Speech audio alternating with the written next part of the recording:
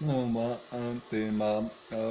Zašto su vam novinari mnogi savjetovali, recimo ima sezona gripe, nemojte se previše družiti s nepoznatim ljudima, pa hollywoodski filmovi izbjegavajte previše nepoznatih ljudi, pa izbjegavajte davat brojeve telefona, pa adrese, pa slično.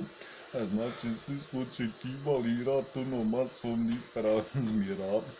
A postavlja se da je svako ko je neko tražio već negdje upoznao neki strani špijun ili neki turist ili turistkinja ili ne znam neku prolazu. Znači pretpostavlja se da svako ko je negdje kao obilježen da će u Trećem svjetskom ratu trebati biti eliminiran, već je svako sreo neku nepoznatu osobu koja ga je slučajno upoznala, vidjela gdje živi i slično.